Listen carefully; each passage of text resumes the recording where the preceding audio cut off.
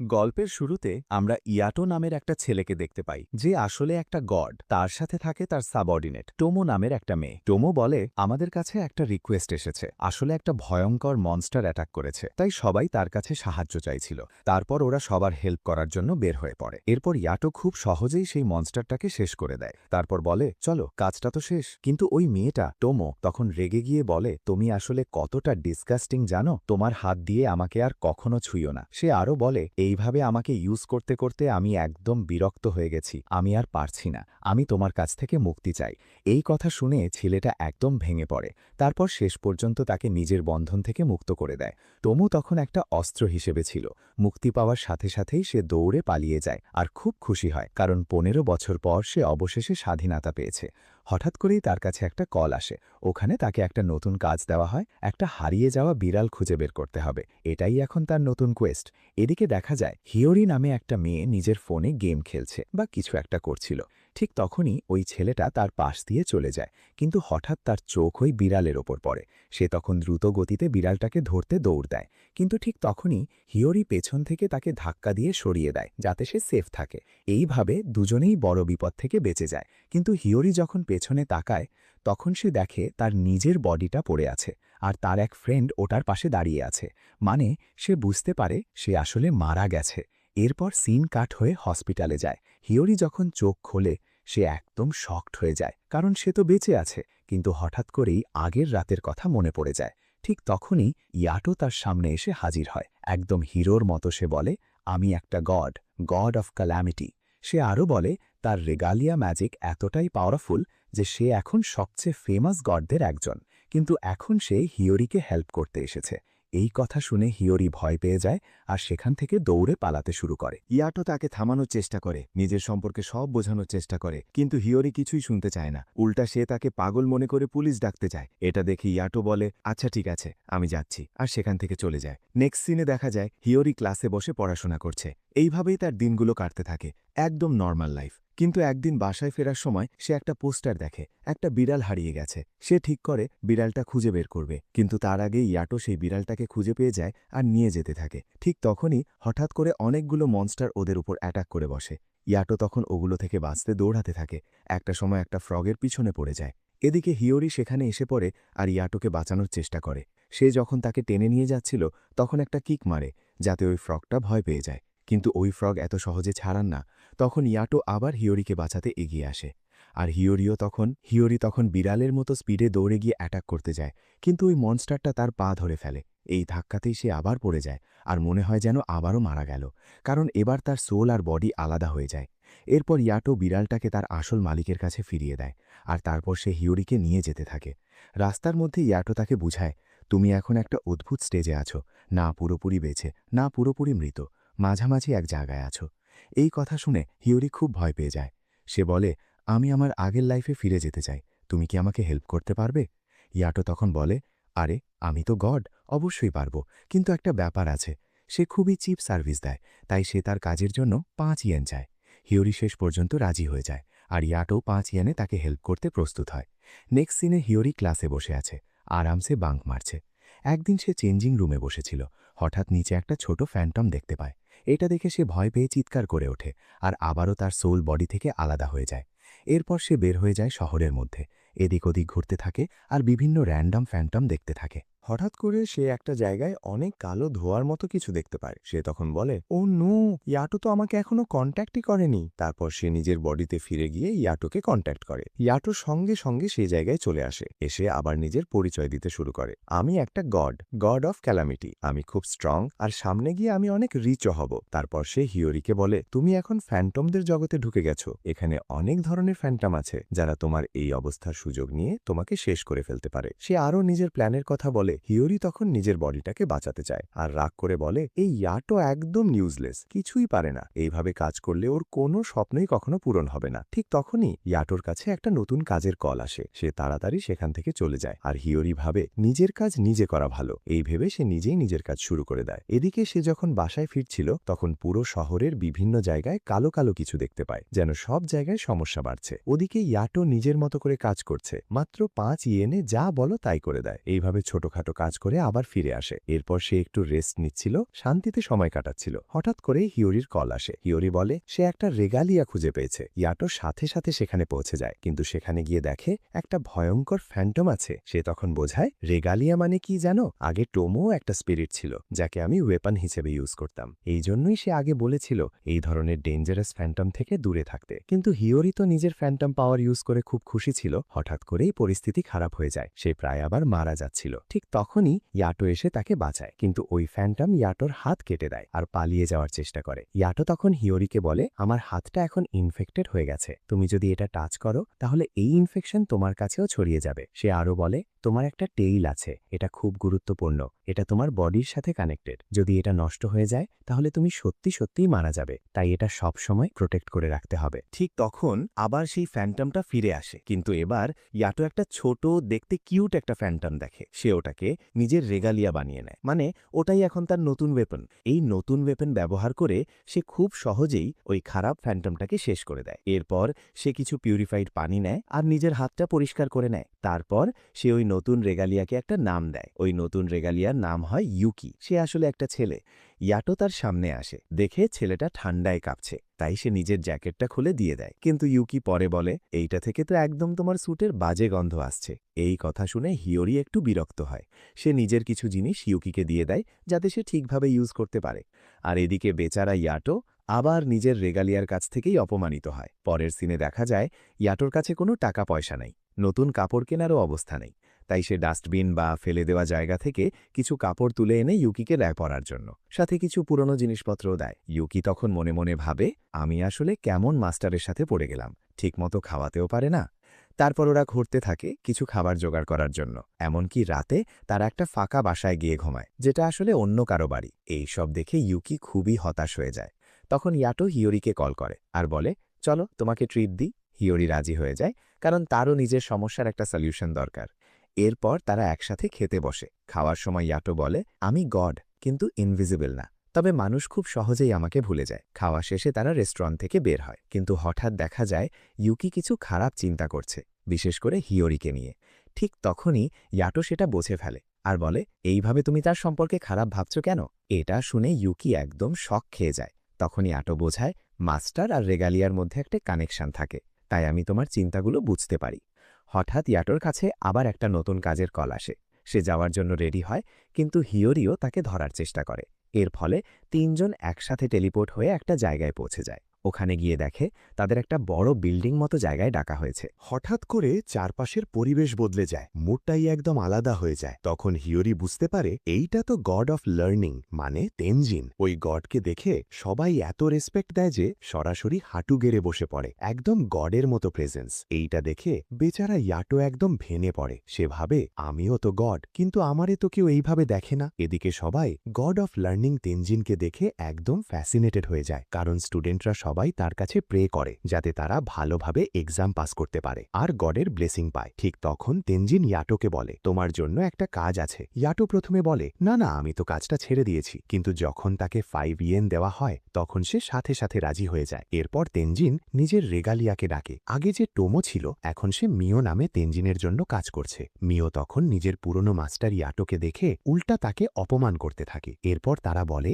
একটা বড় সমস্যা হয়েছে, অনেক স্টুডেন্ট এক্সামের আগে নিজেদের জীবন শেষ করে দিচ্ছে। এটা শুনে সবাই সিরিয়াস হয়ে যায়। হিওরি বলে আমাদের এটা ইনভেস্টিগেট করতে হবে, কেন এমন হচ্ছে। কিন্তু ইয়াটো বলে মানুষ যদি নিজেরাই আত্মহত্যা করতে চায় তাহলে আমরা কি করতে পারি। এই কথা শুনে হিওরি রেগে যায়। সে বলে তুমি না আসলে আমি একাই যাব। এই বলে সে সরাসরি লাফ দিয়ে চলে যায়। ইয়াটো যাওয়ার চেষ্টা করে, কিন্তু মিও তাকে মনে করিয়ে দেয় তোমাকে তো আগেই পেমেন্ট দেওয়া হয়েছে, এখন কাজটা করতেই হবে। ইয়াটো বুঝে যায় কি আর করা, কাজ তো করতেই হবে। এদিকে হিওরি দূর থেকে দেখে স্টুডেন্টদের ওপর একটা ফ্যান্টম ভর করেছে, যে তাদের ভুল কাজ করতে উস্কানি দিচ্ছে, এমনকি নিজেদের মেরে ফেলতেও। এভাবে অনেক ফ্যান্টম তাদের লাইফ নষ্ট করে দিচ্ছে। হিওরি তখন একদম ঘিরে ফেলা হয়, এমনকি ট্রেনের নিচে পড়ে যাওয়ার মতো অবস্থা হয়ে যায়। ঠিক তখনই ইয়াটো এসে তাকে বাঁচিয়ে ফেলে। এইভাবেই ওই ভয়ঙ্কর ফ্যান্টমগুলোর আসল খেলা শুরু হয়।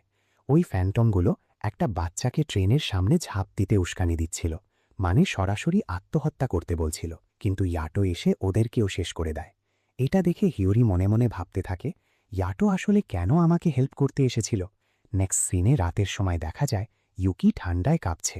তখন ইয়াটো নিজের জ্যাকেট খুলে তাকে দিয়ে দেয়, যদিও নিজে ঠান্ডায় কষ্ট পাচ্ছিল। ইউকি প্রথমে নিতে চায় না, কিন্তু পরে নিয়ে নেয়। এই সব কিছু দূর থেকে একটা মেয়ে দেখছিল, তার নাম নোরা। এদিকে ইয়াটো একটা স্বপ্ন দেখছিল, সে খুব ফেমাস হয়ে গেছে, সবাই তার প্রশংসা করছে, তাকে নিয়ে মুগ্ধ। কিন্তু হঠাৎ ইউকি একটা কিক মেরে তাকে বাস্তবে ফিরিয়ে আনে। পরের দিন হিয়োরি দুইজনের জন্য লাঞ্চ নিয়ে আসে, যাতে ইয়াটো ঠিকমতো কাজ করতে পারে। খাওয়ার পর ইয়াটো সিরিয়াসলি কাজ করতে রাজি হয়ে যায়, কিন্তু হঠাৎ সে একটা ঘড়া খুঁজে পায় আর বলে, এটার ভেতর নিশ্চয়ই অনেক দামি জিনিস আছে, এগুলো বিক্রি করে আমি রিচ হয়ে যাব। এই কথা শুনে হিয়োরি আর ইউকি দুইজনই রেগে যায় আর সরাসরি সেই পটটাই ভেঙে ফেলে। হিয়োরি তখন ইয়াটোকে বলে, তুমি একটা গডের মতো আচরণ করো, গড কত পাওয়ারফুল হয় বুঝছো, সেইভাবে থাকো, সেইভাবে কাজ করো। ইয়াটো তখন বলে, আচ্ছা ঠিক আছে, বুঝেছি। তারপর বলে, এটার জন্য আমাকে আরেকজন গডের কাছে যেতে হবে, গড অফ ফরচুন। তারপর সে কোফুকু নামে এক গডের কাছে যায়, তার সাথে থাকে তার রেগালিয়া দাইকোকো। কিন্তু সেখানে গিয়ে ইয়াটো আর দাইকোকুর মধ্যে ঝগড়া লেগে যায়। ইয়াটো তাকে বাচ্চা বলে ফেলে। এটা শুনে দাইকোকু একদম রেগে আগুন, সে সরাসরি ইয়াটোকে কিক মারে আর ইয়াটো গিয়ে দূরে ছিটকে পড়ে। তারপর সে বলে, তোর এত সাহস কিভাবে হলো এমন কথা বলার। এই সব দেখে হিয়োরি তখন ইয়াটোকে বাঁচাতে এগিয়ে যেতে চায়, কিন্তু আগে থেকেই তাকে থামিয়ে দেওয়া হয়। তখন কোফুকু বলে, শোনো, ওকে একটু সাবধানে হ্যান্ডেল করতে হবে। ইয়াটো দেখতে যত কিউট আর ভালো লাগে, আসলে সে গড অফ ক্যালামিটি, মানে দুর্ভাগ্যের গড। ওর থেকে বেশি স্ট্রং গড খুব কম আছে। এই কথা শুনে সবাই একটু সিরিয়াস হয়ে যায়। এরপর ইয়াটো আবার একটা নতুন কাজের কল পায় আর সে সেখান থেকে বের হয়ে যায়। এদিকে দেখা যায় একটা লোক একটা বিল্ডিংয়ের ছাদে দাঁড়িয়ে আছে। সে নিজের জীবন শেষ করার আগে কারো সাথে ফোনে কথা বলছিল। ঠিক তখনই ইয়াটো উপর থেকে হঠাৎ তার উপর এসে পড়ে। এই কারণে লোকটা জাম্প দিতে পারে না, থেমে যায়। তারা যখন নিচে নামছিল, হিয়োরি বলে, ওকে হেল্প করো। ইয়াটো তখন নিচে গিয়ে তাকে বাঁচানোর আগে উল্টা নিজের পরিচয় দেওয়া শুরু করে। সে বলে, আমি একটা গড, তোমাকে হেল্প করতে এসেছি। তারপর বলে, আমার সার্ভিসের চার্জ খুব কম, মাত্র 5 ইয়েন। এটা শুনে লোকটা ভাবতে থাকে, এই লোকটা আসলে কে, আমাকে বাঁচানোর বদলে নিজের বিজ্ঞাপন দিচ্ছে। তারপর ওই লোক নিজেই কথা বলা শুরু করে। সে বলে, সে একটা কোম্পানিতে কাজ করত, কিন্তু এত বেশি স্ট্রেস আর ফ্রাস্ট্রেশনে ছিল যে এখন সে আত্মহত্যা করতে চায়। সে বলে, আমি আসলে শেষবার আমার বাবা মায়ের কাছে ক্ষমা চাইতে চেয়েছিলাম, কিন্তু ভুল করে তোমার কাছে কল চলে গেছে। তারপর সে তার অতীতের লাভ স্টোরির কথা বলতে থাকে। সে একটা মেয়ের সাথে দেখা করেছিল যে দেখতে একদম হিয়োরির মতো ছিল। ওরা ডেট করা শুরু করে, লাইফও ভালোই চলছিল। কিন্তু সমস্যা হলো, সে যেখানেই ওই মেয়ের সাথে যেত সেখানেই কোনো না কোনো বিপদ, ঝামেলা বা ধ্বংস হয়ে যেত। ধীরে ধীরে তার জব পারফরমেন্সও খারাপ হতে থাকে। শেষ পর্যন্ত সে পুরোপুরি শেষ হয়ে যায়, একদম ব্যাংক্রাফট হয়ে পড়ে। এই জন্যই এখন সে নিজের জীবন শেষ করতে চায়। এরপর সে একটা ছবি দেখায়। ইয়াটো সেটা দেখে সাথে সাথে বুঝে যায়, আচ্ছা বুঝতে পারছি, এটা তো ব্যাড লাকের গড। সে বলে, যেখানেই ও যায় শুধু বিপদ আর ধ্বংস নিয়ে আসে। ওরা তখন নিচে পড়ছিল, সবাই একদম মাটির কাছে। শেষ মুহূর্তে হিয়োরি একেবারে কাছাকাছি এসে পৌঁছায়। এই কারণে ইউকি তখন বলে, যে কন্ট্রাক্ট বা ফাঁদ কাফুকুর সঙ্গে জড়িত সেটা আমি কাটতে যাচ্ছি। ফিরে সে নিজের হাতকে একদম সুডে রূপান্তর করে আর কাফুকুর হাত থেকে সেই লোকটাকে মুক্ত করে দেয়। এরপর তাকে নিরাপদে মাটিতে নামিয়ে দেয়। তারপর তারা কাফুকুর কাছে চলে যায়। কাফুকু বলে, আমি শুধু একটু টয় করছি, আর কিছু না, শুধু সময় কাটাচ্ছিলাম। এরপর ইয়াগান তাদের সঙ্গে থেকে যায়। কিন্তু হিয়োরি তখন ভাবতে থাকে, তুমি কি বোঝাতে চেয়েছিলে যখন বলেছিলে ও কাইন্ড, কিন্তু আসলে অতুটা এত কাইন্ড নয়। ইয়াটো তখন মনে করিয়ে দেয়, হ্যাঁ, একটু পাস্টের কথা।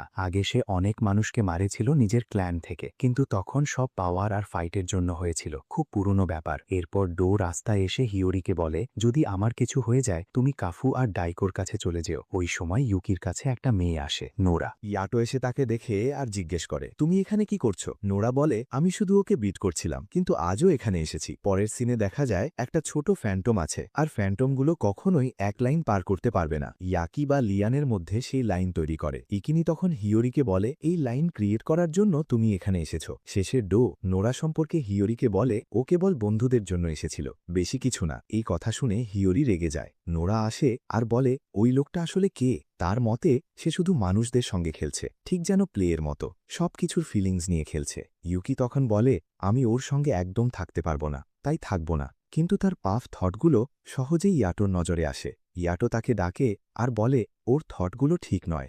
এইভাবে দুজনই একে অপরকে বুঝতে চায়, আর তারা ভাবতে থাকে শেষমেশ সে কার সঙ্গে যাবে। অবশ্যই সে ইউকির সঙ্গে যেতে চাইবে। আর কিছু পার্সোনাল রিজাল্টও বের হয়। এরপর বেচারা ইয়াটো আবার একা পড়ে যায়। নেক্সট সিনে দেখা যায় হিয়োরি তার ভাইয়ের রুমে থাকে, আর ইউকি তাকে সেখানে রেখে দেয়। কিন্তু নিচে নামলে দেখা যায় ডো এসে গেছে তার পেরেন্টসদের সঙ্গে।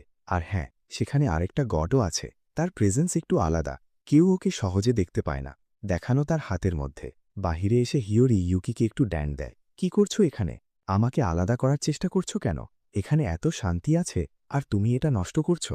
ইয়াটো বলে, আমি সব জানি। ওর পাস্টের সবকিছু পুরোপুরি ডার্কনেসে ভরা, আর এখন আরও ডার্কনেস ফ্যান্টম আসতে যাচ্ছে, যা ইউকি হ্যান্ডেল করতে পারবে না। তোমার আমার খুব দরকার হবে। রাতে দেখা যায় হিয়োরি ঘুমাচ্ছে, তখন ইউকি আসে, একদম শিশুর মতো, আর বলে, আমার খুব ভয় লাগছে ডার্কনেস থেকে।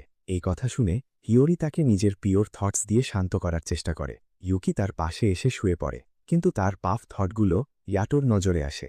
হঠাৎ হিয়োরি পিছনে তাকালে দেখে, যেমনই ইউকি হাত বাড়াচ্ছে, ডো পেছন থেকে এসে ওদের রক্ষা করে। এরপর সবাই একসাথে বাইরে চলে আসে। ইয়াটো তখন বলে, দেখো, তোমার এতগুলো বেডহর্স আছে, তোমার কাছে আলাদা রেগালিয়া, আলাদা গার্লসও আছে, তাহলে আমাকে তো দরকারই কি? এই বলে সে আবার ভিতরে চলে যায়। বাইরে দেখা যায় একটা মেয়ে লনে বসে লিখছে আর গানের শট দিয়ে সব ফ্যান্টমকে শেষ করছে। পরের সিনে হ্যারি শপিং করতে আসে, একটা স্কেটবোর্ড দেখতে পায় যা ইউকির জন্য অনেক পছন্দের। ইউকি সেটা নিতে যায়। হ্যারি বলে, এই জিনিসগুলো এমনভাবে নেওয়া যাবে না। তারপর হ্যারি স্কেটবোর্ডটা ফিরিয়ে রাখে, কিন্তু হ্যারি দেখল ইউকি অদৃশ্য হয়ে গেছে। সে অনেক খুঁজে দেখছে। এই সময় একই মলে ইয়াটোও আসে। ডো বুঝিয়ে বলতে থাকে, যদি কোনো রেগালিয়া খারাপ থটস ধরে রাখে বা কোনো মন্দ কাজের চেষ্টা করে, আমার মাস্টার সেটা অনুভব করতে পারে, তাই আমরা তাদের শাস্তি দেই যেন এমন কিছু না করে। এরপর হ্যারি আবার ফিরে আসে ইউকিকে খুঁজতে। এক জায়গায় সে দেখল একটা ছোট্ট মেয়ে বসে আছে আর তাকে বলে, তোমার পেরেন্টসদের অপেক্ষা কর। মেয়ে বলে, শুধু হয়তো আর আসবেন না। তারপর সে চলে যেতে চায়। তখন হঠাৎ অনেক ফ্যান্টম এসে আক্রমণ করতে চায়, কিন্তু ইয়াটো তাদের জন্য একটা বাউন্ডারি লাইন তৈরি করে যাতে ফ্যান্টমরা পার হতে না পারে এবং মেয়ের কাছে না আসে। হঠাৎ বড় একটা ফ্যান্টম আসে যা উপরের দিকে আক্রমণ করতে থাকে। ঠিক তখনই হিয়োরি এসে মেয়েটিকে প্রোটেক্ট করে, কিন্তু ঠিক তখনই ইয়াটোও আসে আর দুজনকেই একসাথে প্রোটেক্ট করে। কিন্তু দেখা যায় মেয়েটির ব্যাক চেস্ট পুরো ফ্যান্টমের আক্রমণে ধ্বংস হয়ে গেছে। ইয়াটো তখন ইউকিকে বলে, এবার তোমাকে হেল্প করতে হবে মেয়েটিকে প্রোটেক্ট করার জন্য। কিন্তু ইউকি তখন ফ্যান্টম দেখে অনেক ভয়ে থাকে। সে আসলে এই পরিস্থিতি সামলাতে পারছে না। মেয়েটিকে শেষ করতে চায় না ইয়াটো, কিন্তু ডো বলে, ওকে প্রোটেক্ট করতে হলে আমাদের ওই ফ্যান্টমকে হারাতে হবে। দুজন মিলে ওই ফ্যান্টমকে শেষ করে দেয়। এরপর দেখা যায় ব্লাড এয়ার হোয়াইট নামে এক মেয়ে, যাকে আমরা আগে দেখেছি। ইয়াকি তখন অনেক ভয় পায় যে কোনো ধরনের ফ্যান্টম, এমনকি চাইল্ড টাইপও। সবকিছু ভয়ে তাকে আটকে রাখে। শেষে সে স্কেটবোর্ড চুরি করে চলে যায়, আর হিয়োরি পুরো মলে ইউকিকে খুঁজে বেড়ায়, কিন্তু তাকে খুঁজে পায় না। এই সময় ইউকির দিকে ইয়াটো আসে আর বলে, ওই স্কেটবোর্ড কোথা থেকে পেয়েছ? ইউকি বলে, হ্যারি তাকে দিয়ে দিয়েছিল।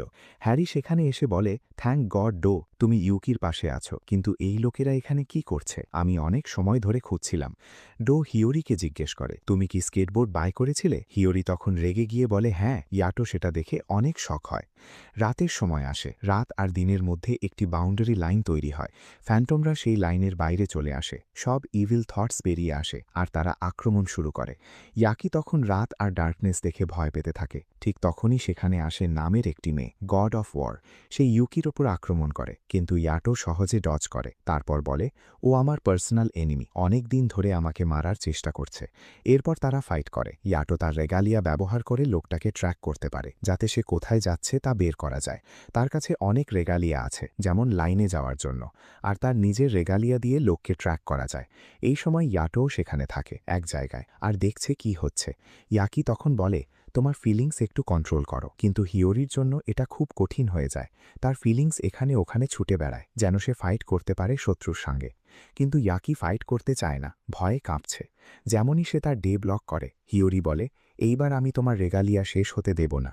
ইয়াকি তখন ভাবতে থাকে, ও কি বলছে, ভয় পেতে থাকে। শত্রু তাকে গুলি করতে শুরু করে। ইয়াকি রিফ্লেক্ট করতে চেষ্টা করে, কিন্তু ফিলিংস ঠিক থাকে না। শেষ পর্যন্ত শত্রু তার উপরে গুলি চালাতে থাকে।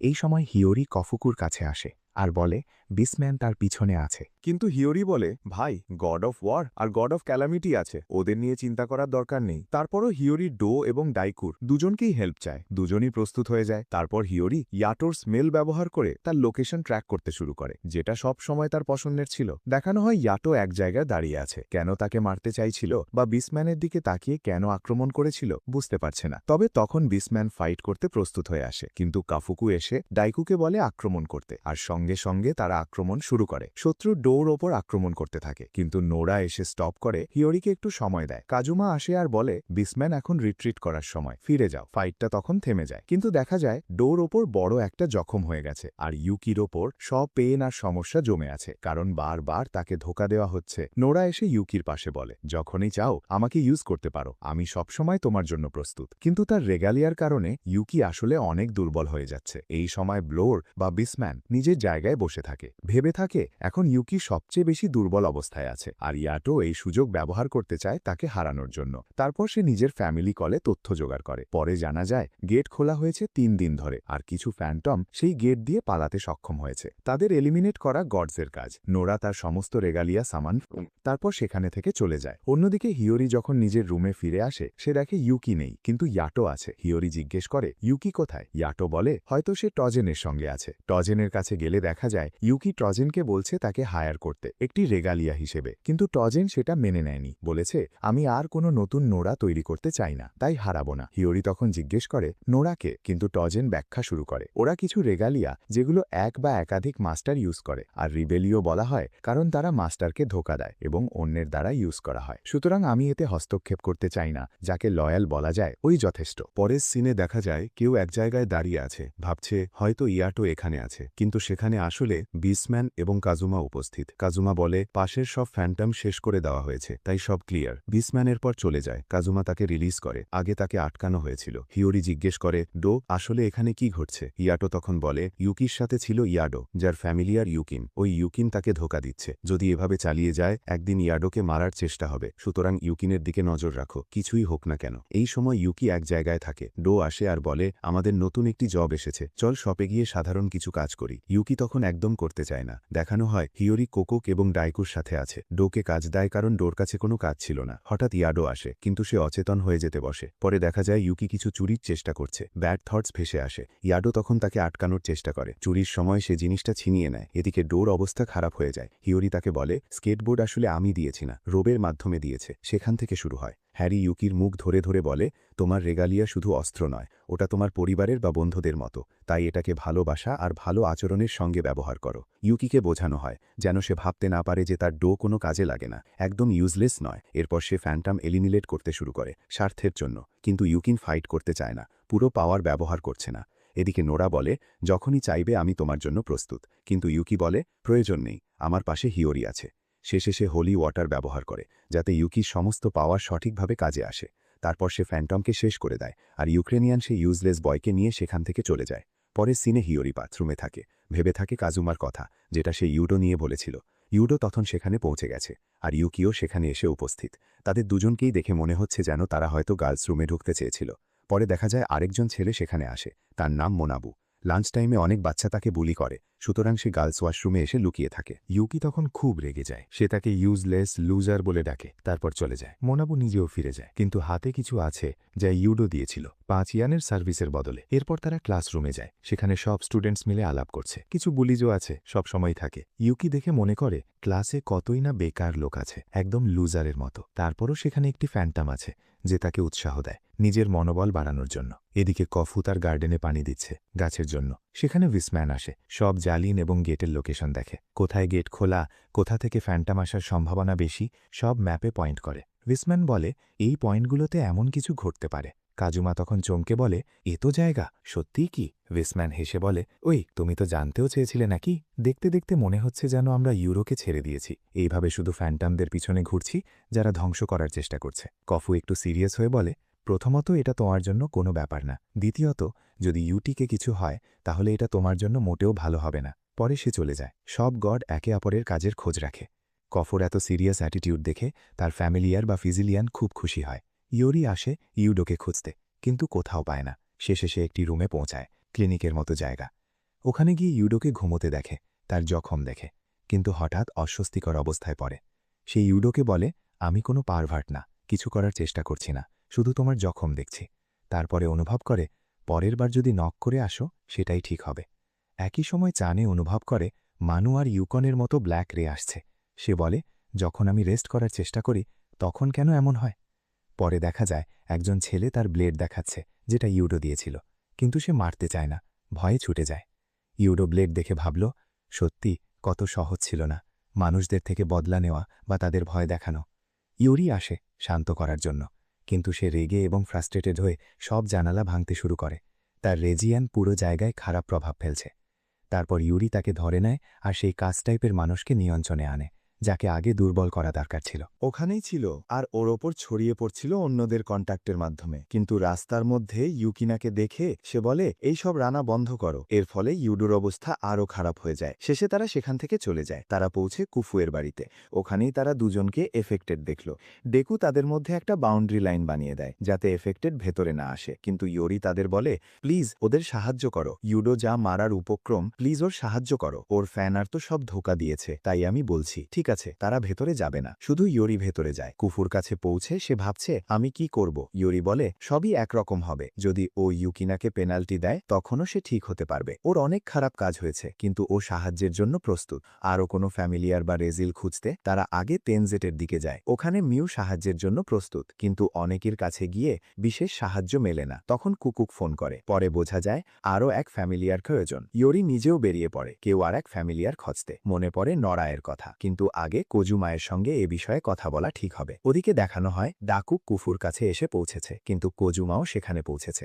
সবার চোখে সে তো সেই গ্রুপের একজন যারা ইউডোর শত্রু। কিন্তু কোজুমা বলে, আমি ইউডোকে ব্যক্তিগতভাবে চিনি, তাই সাহায্য করতে এখানে এসেছি। ইউরি বলে, সবকিছু একরকম হতে পারে। তুমি ইউকিনার যে রেজলিয়েল আছে ওকে পেনাল্টি দাও নেট অ্যাক্ট করার জন্য। কিন্তু ইউডো মানা করে। সকলেই অবাক হয়ে দেখে। কেউ বলে, শেষে তুমি কি করেছ আর কেন করেছ? সে বলে, আমি তো কিছু স্পেশাল করিছি না। কিন্তু তারপর তারা তার শার্ট খুলে ফেলে। দেখতে পায় তার ওপর অনেক ফ্যান্টম জমে আছে। দেখে তিনজন রেজিল হয়ে যায়। তারা চারপাশে একটা বাউন্ডারি বানায়, যাতে সে কোথাও যেতে না পারে। বলতে থাকে, এখনই তুমি যা যা সিনচেছ বা যে যে ভুল কাজ করেছ সব কনফেস করো, তোমাকে শাস্তি পেতে হবে। যদি তুমি কনফেস না করো, তুমি সঙ্গে সঙ্গেই একটা মনস্টারে বদলে যাবে। কিন্তু সে কিছু বলার জন্য তৈরি নয়। সেই মুহূর্তে সে ট্রান্সফর্ম হতে শুরু করে এক মনস্টারে। কিন্তু তখন সে ধীরে ধীরে নিজের সম্পর্কে বলতে শুরু করে, যা কিছু সে করেছে সব। কিন্তু সে বলে, মানুষেরা যা কিছু করছে তার জন্য আমি সত্যিই দায়ী। এই কারণে ট্রান্সফরমেশন আরও দ্রুত বাড়তে থাকে। এদিকে ইউডোর অবস্থা ক্রমেই খারাপ হচ্ছে। সে লাস্ট স্টেজে পৌঁছে যায়, কিন্তু শেষ অবশিষ্ট শক্তি দিয়ে সে ইউকিনাকে ডেকে পাঠায়। কিন্তু তার কাছে এত শক্তি থাকে না। হরি কাছে আসে এবং বলে, তুমি নিজেকে থামাও প্লিজ, নিজেকে ট্রান্সফর্ম হতে দিও না। যদি তুমি মনস্টারে বদলে যাও, আমি আর তোমার বন্ধু থাকবো না। এই কথায় সে একটু শান্ত হয়। ফ্রেন্ডশিপের অনুভূতি তাকে সামলাতে সাহায্য করে। সে সঙ্গে সঙ্গে ইউকিনাকে বলে, আমি তোমাকে একটি নাম দিয়েছি, আমি চাই তুমি একজন মানুষের মতো জীবন কাটাও। এই কথায় সে পুরোপুরি ইমোশনাল হয়ে যায়, পুরোপুরি নর্মাল হয়ে যায়। তিনজন রেলিয়া তখন অনেক ক্লান্ত। এত শ্রমের পরে ডো বলে, ইয়োরি থেকে রাফকি স্যাবের কাছে ক্ষমা চাও, কারণ তারা এবং ইয়োরি ছিল যারা তাদেরকে বাঁচাতে সাহায্য করেছে। ইয়োরি বিশেষভাবে তাদেরকে লাইভ রেখেছিল। ডো নিশ্চিত করে সে নিরাপদ আছে এবং তখন সে শান্তি পায়। সত্যি এটা ছিল এক চরম ইমোশনাল সিন। সবাই তখন অনেক ইমোশনাল আর অনেক খুশি। এদিকে ইউকিন একটা কাজে মনোযোগী হয়ে গেছে, যাতে সে যা চুরি করেছে তার দায়ভার বুঝতে পারে। এমনকি যেসব ক্ষতি বুসের উপর করেছে তারও সব ডেপথ বুঝতে পারে। এদিকে ইয়োরি আর ডো দুজনই খুবই ইমোশন দেখাচ্ছে। বিচ্ছা সত্যিই বড় হয়ে গেছে, তার রেসপন্সিবিলিটি ঠিকভাবে সামলাচ্ছে। কিন্তু তখন কফু আসে আর বলে, তোমার ওপর আমার একটা ছোটখাট ডেপথ আছে। তুমি তো জানো, তুমি যাদের হেল্প করেছিলে তার জন্য আমাকে ডেকে এনেছিলে। হ্যাঁ, আমরা বন্ধু, কিন্তু বন্ধুদেরও কিছুটা পেমেন্ট দিতে হয়, তাই না? এই কথায় ইয়ার্ড একটু ভিন্নভাবে প্রতিক্রিয়া দেখায়। সে বলে, এই বন্ধু হিসেবে কিছু ডিসকাউন্ট তো দিতে পারো না। আমি বলি, ঠিক আছে। এই কথায় ডেপথ মেনে নেওয়া হয় এবং সঙ্গে সঙ্গে মেনে নেওয়া হয়। ইয়োরি তখন বলে, আচ্ছা, তুমি এই ডেপথ কিভাবে পরিশোধ করবে? এদিকে দেখানো হয় টজনের কাছে সবাই এসেছে, যেমন মিউ, যিনি ইউকিন আর ইয়োরিকে নিয়ে চলে যায়, কারণ তারা জানতে পেয়েছে একটা রেলিয়া সম্পর্কে যে পুরোপুরি মাস্টারকে ঠকিয়েছে, তাই তাকে পানিশমেন্টের জন্য আনা হয়েছে। যে কোনো রেলিয়া যদি মাস্টারকে ঠকায়, নিজের বা অন্য কারো ক্ষতি করার চেষ্টা করে, তাকে অবশ্যই শাস্তি পেতে হবে, কারণ তাকে নিজের স্বার্থ বিসর্জন দিতে হবে বা পিউরিফাই হতে হবে। এবার যে কোনো মাস্টার তাকে ব্যবহার করতে পারবে। এদিকে ইয়াক চায় যে মিউ আবার ইউডোর জন্য কাজ করুক। এদিকে দেখানো হয় ইউডো, কিন্তু সে সেটা করতে চায় না। কিন্তু সে টজনকে জিজ্ঞেস করে, কোনো উপায় আছে কি যাতে আমরা ইয়োরিকে আবার বানাতে পারি? এখন সে ফ্যান্টম ফর্মে বেশি আছে, আমি চাই তাকে আবার হিউম্যান বানাতে। টজন একটু সিরিয়াস হয়ে বলছে, এটা করতে হলে তোমাদের কিছু জানতে হবে, কিন্তু তোমরা হয়তো জানো না। তবুও সবাই ভাবতে থাকে শেষমেশ আমাদের কি করা উচিত। টজন কিছুটা সিরিয়াস হয়ে ফিরে যাওয়ার সময় বলে, যদি তোমরা চাও তবে তার সাথে সারাটা টাইম কাট করতে পারে, মানে কোথাও তার সম্পর্ক পুরোপুরি ছিন্ন করে দাও, হয়তো সে আবার নর্মাল হয়ে যাবে। ফিল্মে দেখানো হয় তিনজন যখন যায় তখন একটি মেয়েটি বলে, আমি একটা গডের কথা শুনেছি, রাবু, যে মানুষদের ডিসপেল করছে কোনো রিকোয়েস্টে। এই কথায় সবাই অবাক হয়ে যায়। এদিকে ডুকে কল দেয় যে একটা ফেস্টিভ্যাল হতে যাচ্ছে, যেখানে ডু কিম দুজনকেও ডাকা হয়েছে। ওদের জিজ্ঞেস করে, নাকি আসতে চাও না? তাদের বোঝানো হয় যে সেখানে ফুড স্টলস থাকবে, এই কথা মেনে নেওয়া হয়। এদিকে দেখানো হয় রি প্রস্তুত হচ্ছে কমন পোশাকে নিউ ইয়ার ফেস্টিভ্যালের জন্য। প্রস্তুত হয়ে সে ডোর জন্য বেরোচ্ছে, কিন্তু দেখল ইয়াডো সেখানে থেকে যাচ্ছে। ফ্যান্টম ফর্মে সে তাকে অনুসরণ করে শরীর ছেড়ে। এদিকে ইয়াটু ফেস্টিভ্যালে যাচ্ছে, কিন্তু পথে কিছু ফ্যান্টম অ্যাটাক করে। আর এখানেই আজকের ভিডিওটি শেষ হয়। এর পরবর্তী পার্ট দেখার জন্য এই চ্যানেলকে সাবস্ক্রাইব করে আমাদের পাশেই থাকো। আর যদি এই ভিডিওতে 100টি লাইক আর 50টি সাবস্ক্রাইবার পূরণ করে দাও, তাহলে আমি খুব তাড়াতাড়ি এর পরবর্তী পার্ট নিয়ে আসব। দেখা হচ্ছে এর পরের ভিডিওতে। সেই পর্যন্ত ভালো থেকো, সুস্থ থেকো। ধন্যবাদ।